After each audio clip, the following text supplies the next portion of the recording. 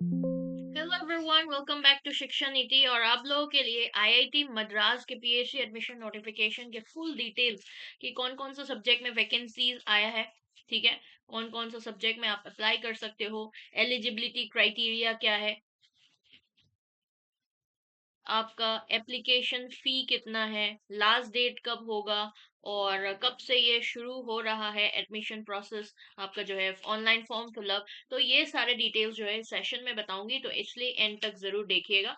सबसे पहले हम वैकेंसी डिस्कस करते हैं। यहाँ पर देखो, आईआईटी मद्रास के जो रिसर्च डिपार्टमेंट है, जैसे कि aerospace engineering, applied mechanics and biomedical engineering, biotechnology, chemical engineering, chemistry, civil engineering, computer science and engineering, data science and artificial intelligence, electrical engineering, engineering design, humanities and social sciences, management studies, maths, mechanical engineering, medical sciences and technology, metallurgical and material engineering, entrepreneurship, ocean engineering, physics और interdisciplinary, ये सारे subjects में आपका vacancy जो है वो निकला हुआ है। ठीक है, जो जो आपका सब्जेक्ट्स है अगर इसमें है तो आप जरूर अप्लाई करना।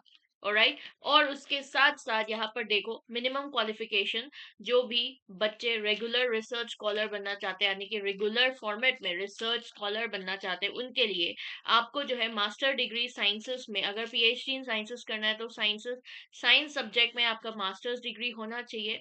और जो है आपका जो रिकॉग्नाइज यूनिवर्सिटी से होना चाहिए, गेट क्वालिफाइड हो, यूजीसी जीआरएफ या नेट क्वालिफाइड हो, सीआरएस सीएसआईआर जीआरएफ क्वालिफाइड हो, एनबीएचएम इंस्पायर्ड या फिर जस्ट या फिर इक्विवेलेंट, इनमें से कोई भी आपका जो है नेशनल लेवल क्वालिफिकेशन एग्जामिनेशन अगर आपने क्वालिफाइड किया हो तो वो चल जाएगा। ठीक है, अब देखो यहाँ पर master degree in engineering and technology, जिसका एकेडमिक रिकॉर्ड अच्छा हो वो एलिजिबल हो जाएंगे।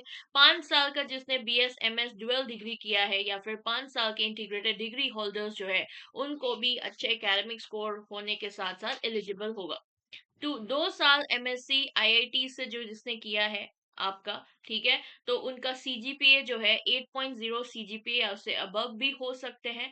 और एमएससी स्टूडेंट्स आपके आईआईटी मद्रास वाले जो स्टूडेंट है जो साइंस डिपार्टमेंट से है, उनका सीजीपीए जो है वो भी अबव 8.0 होना चाहिए। और उनको पीएचडी एडमिशन के लिए डायरेक्टली आपके डिपार्टमेंटल इंटरव्यू के तहत वो एलिजिबल हो जाएगा, आपको कोई नेशनल एग्जामिनेशन क्लियर करने की जरूरत नहीं है। मिनिमम क्वालिफिकेशन यहाँ पर देख सकते हो, पीएचडी इंजीनियरिंग के लिए यहाँ पर मास्टर्स डिग्री इंजीनियरिंग टेक्नोलॉजी में होना चाहिए, रिसर्च एंड इंजीनियरिंग टेक्नोलॉजी में भी हो सकता है। 5 साल का dual degree in engineering, 5 years का बीएस एमएस डुअल डिग्री, और यहाँ पर भी सेम थिंग 8.0 से सीजीपीए। और जो भी मास्टर्स डिग्री साइंसेस में किया है, एक्सेप्शनल मेरिट इसमें क्या है, रिलेवेंट इंजीनियरिंग डिसिप्लिन में, जो कि आपके डिपार्टमेंट्स जैसे डिसाइड करते हैं उसके अकॉर्डिंग, और आपके पास जो है GATE UGC GRF NET CSIR GRF, ये क्वालिफिकेशन जो है आपका वैलिड ईयर ऑफ रजिस्ट्रेशन के अनुसार होना जरूरी है।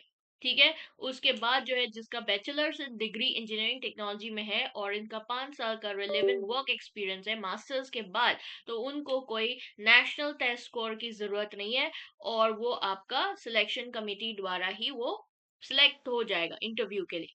नेक्स्ट देख सकते हो PhD in data sciences and artificial intelligence, यहाँ पर पीजी डिग्री जो है आपका इंजीनियरिंग एंड टेक्नोलॉजी पर होना जरूरी है। और अब देखो यहाँ पर PhD in humanities and social sciences वाले बच्चों के लिए मास्टर्स डिग्री या फिर डुअल डिग्री आपका रेलेवेंट अपनी अपनी डिसिप्लिन में होना चाहिए अदर देन इंजीनियरिंग और टेक्नोलॉजी। और वैलिड क्वालिफिकेशन भी होना चाहिए, जैसे कि UGC NET GRF, CSIR GRF, GATE या फिर नेशनल लेवल क्वालिफिकेशन। इंटरनेशनल अगर पीजी एडमिशन टेस्ट जैसे कि GRE, OCI, NRI, foreign national के लिए आपका जो है नॉन एसीआरए, ये यहाँ पर एप्लीकेबल हो जाएगा, यानी कि कोई सा भी इनमें से हो सकते हैं। या फिर अगर आपका मास्टर डिग्री जो है इंजीनियरिंग टेक्नोलॉजी में एकेडमिक रिकॉर्ड अच्छा हो, आपका 5 साल का बीएसएमएस डिग्री हो, एकेडमिक रिकॉर्ड अच्छा होने के साथ साथ, तो भी अप्लीकेबल है यहाँ पर। ठीक है, अब देखते हैं आपके educational qualification. PhD in management के लिए मास्टर्स डिग्री, 2 साल डिप्लोमा, पीजी डिप्लोमा आपके मैनेजमेंट में, और आपका 5 साल का मिनिमम कंबाइंड यूजी और पीजी एजुकेशन होना चाहिए। या फिर ये देखो, ये सारे एग्जामिनेशन जो है जैसे कि बाकी सब्जेक्ट्स में भी क्वालिफाइड होना चाहिए। फॉरेन नेशनल के लिए जीमेट या फिर जीआरई क्वालिफाइड होना चाहिए। ठीक है। अब नेक्स्ट देखते हैं आपके रेगुलर स्कॉलर, उनके एलिजिबिलिटी क्राइटेरिया। 4 साल का बैचलर्स डिग्री, और उसके साथ साथ जो है आपका सीजीपीए 8.0 होना चाहिए मिनिमम। ऑलराइट, लाइकवाइज बाकी जिसका भी आपका बीएस रिसर्च जो है वो भी 4 साल का है, और इसमें भी सीजीपीए 8.0 का होना चाहिए। बैचलर्स इन इंजीनियरिंग टेक्नोलॉजी में 8.0 सीजीपीए होना चाहिए। यहाँ पर भी एक्सटर्नल कैटेगरी में भी 8.0 सीजीपीए। और उसके बाद जो है एमबीबीएस बीडीएस डिग्री होल्डर्स, उनके लिए फर्स्ट क्लास होना चाहिए। नीट पीजी क्वालिफाइंग स्कोर के अकॉर्डिंगली उनको वैलिड होगा। फिर एमएससी मैथ्स और एमएससी कंप्यूटर साइंस के लिए यहाँ पर देख सकते हो सीएफटीआई, आईएसआई, सीएमआई या फिर हाईली रिकॉग्नाइज्ड इंस्टीट्यूशन से सीजीपीए 8.0 होना चाहिए, और ये एलिजिबल होगा एचटीआरए के अनुसार। यहाँ पर आपका जो है बैचलर इन इंजीनियरिंग टेक्नोलॉजी, उसमें आपका गेट स्कोर के अकॉर्डिंगली उनको एलिजिबल होगा। ठीक है। अब यहाँ पर पार्ट टाइम कैटेगरीज के बारे में डिस्कस करते हैं। पार्ट टाइम पीएचडी भी अवेलेबल है यहाँ पर। पार्ट टाइम इंस्टीट्यूट जैसे कि स्टाफ मेंबर हो गया आईआईटी मद्रास का, रिसर्च स्कॉलर क्यूआईपी के अंदर हो गया, external registration scholar, part time registration scholars, ये सारे व्यक्ति के लिए ये पार्ट टाइम कैटेगरीज एप्लीकेबल है। मिनिमम क्वालिफिकेशन क्या है, जैसे कि रेगुलर रिसर्च स्कॉलर्स को दिया गया है वैसे ही होना चाहिए। ठीक है।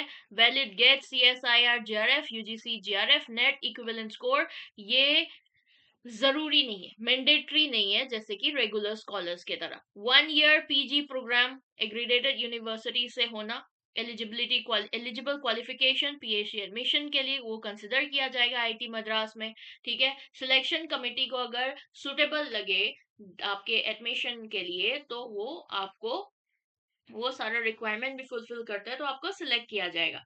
ठीक है। और उसके बाद जो है बाकी डिटेल्स के लिए आप सीधा सीधा आपका डिपार्टमेंट वाइज ब्रोशर जो है वो भी देख सकते हो। फाइनेंशियल असिस्टेंस में आप देखते हैं पीएचडी और एमएस रेगुलर स्कीम में हाफ टाइम रिसर्च असिस्टेंट सिर्फ एचटीआरए ये एलिजिबल है, और 8 घंटे प्रति वीक जो है डिपार्टमेंट में काम करना वो जरूरी है। रिन्यूअल कंडीशंस देख सकते हैं, हर सेमेस्टर में कंटिन्यूअस एनरोलमेंट होगा, satisfactory research progress, good performance assign research standard duties में। और यहाँ पर एचटीआरए फेलोशिप जो है 37,000 पर मंथ है पहले 2 साल के लिए, एंड 42,000 पर मंथ है लास्ट के जो 3 साल है उसके लिए। ठीक है। एलिजिबल आपका जो है एचआरए के लिए और आपके गवर्नमेंट नॉर्म्स जो इंडिया के नॉर्म्स जो है उसके अनुसार। बाकी आपका अगर ये फेलोशिप्स के लिए क्वालिफाइड है तो ये फेलोशिप्स भी आपके जो फंडिंग एजेंसीज है उनके द्वारा ये भी आप अप्लाई कर सकते हो। ठीक है। और ये भी सेम तरीका जो है वो होने वाला है। सिलेक्शन प्रोसेस किस तरीके से होगा, शॉर्टलिस्ट कैंडिडेट जो है उसको इंटरव्यू के लिए कॉल आएगा। ठीक है। उसके बाद जो है अपने अपने जो डिपार्टमेंट है उसके वेबसाइट में भी जो है लिखा जाएगा एप्लीकेशन प्रोसेस, एप्लीकेशन नंबर के थ्रू या फिर नाम के थ्रू। कैंडिडेट जो है जिसको पीएचडी के लिए डायरेक्ट पीएचडी इंटरव्यू के लिए रेगुलर कैटेगरी के तहत बुलाया जाएगा, उनको यहाँ पर आपका सेकेंड स्लीपर क्लास के जो अमाउंट है उसको भी रिकवर दे रहा है। ठीक है। टू एंड फ्रो या फिर आना जाना दोनों का बस फेयर। और अगर आपका जो है ये जो है चेन्नई का रेसिडेंस है तो तब दे रहे हैं। फिर उसके बाद जो है आपका जो भी कैंडिडेट सिंगल टीए जो है वो भी दिया जा रहा है, जो भी आपके इंटरव्यू देने आ रहा है। ठीक है। एक से ज्यादा डिपार्टमेंट में तो उनको भी एक बार का यानी कि आने का जो टीए है वो दिया जा रहा है। ठीक है। नेक्स्ट देखो, और एप्लीकेशन प्रोसेस ऑनलाइन यहाँ पर दिया हुआ है, इसके थ्रू अप्लाई कर सकते हो। अपना ब्रोशर को डिटेल में पढ़ लीजिएगा अप्लाई करने से पहले, जैसे कि मैंने ऑलरेडी वैसे बता चुकी है बट एक बार फिर भी पढ़ लीजिएगा। अलग अलग डिपार्टमेंट में मल्टीपल डिपार्टमेंट में अप्लाई कर सकते हो रिसर्च प्रोग्राम के लिए। उसके लिए आपको रजिस्टर करना पड़ेगा इंडिविजुअल एप्लीकेशन, और एप्लीकेशन फी को भी अलग पे करना पड़ेगा। शॉर्टलिस्ट कैंडिडेट को रिटन टेस्ट या फिर इंटरव्यू के लिए बुलाया जाएगा। और उनको एक सॉफ्ट कॉपी जो है ऑनलाइन एप्लीकेशन का आपका जो रेलेवेंट सर्टिफिकेट या डॉक्यूमेंट्स है उसके साथ भी सबमिट करना पड़ेगा। अब डेट देखो, ये एडमिशन जो है ना 11 नवंबर 2025 से खुल गया था और अभी तक इसका ऑनलाइन एप्लीकेशन जो है वो ओपन है। 28 मार्च 2026 तक ओपन है, 5 बजे तक। तो अभी भी आप अप्लाई कर सकते हो, यानी कि जिसका अभी हाल फिलहाल में जीआरएफ नेट निकला है वो बच्चे भी अप्लाई कर सकते हैं, है ना। और यहाँ पर आपका बाद में पता चलेगा कब इंटरव्यू कब टेस्ट होगा, ये बाद में अपने अपने डिपार्टमेंट की वेबसाइट में वो दिख जाएगा। ठीक है। General EWS OBC NCL male candidates के लिए 1,000 रुपए एप्लीकेशन फी है। General EWS OBC NCL transgender candidate के लिए भी 1,000 रुपए है। General EWS OBC NCL female candidates के लिए 500 रुपए है। एससी एसटी के लिए 500 और पीडब्ल्यूडी कैंडिडेट्स के लिए भी 500 रुपए है। आई होप आपको सारे डिटेल्स जो है ये आईआईटी मद्रास के पीएचडी एडमिशंस को लेकर जो वैकेंसीज निकला हुआ है उसको लेकर पता चल गया होगा। इस तरीके से मैं अपडेट्स और भी पीएचडी एडमिशन के वैकेंसी और भी असिस्टेंट प्रोफेसर की वैकेंसीज लेकर आती रहती हूँ, तो इसलिए चैनल को जरूर सब्सक्राइब करें ताकि आप लोग अपडेटेड रहे। और सेशन पसंद आए तो जरूर लाइक करना। And thank you so much for watching.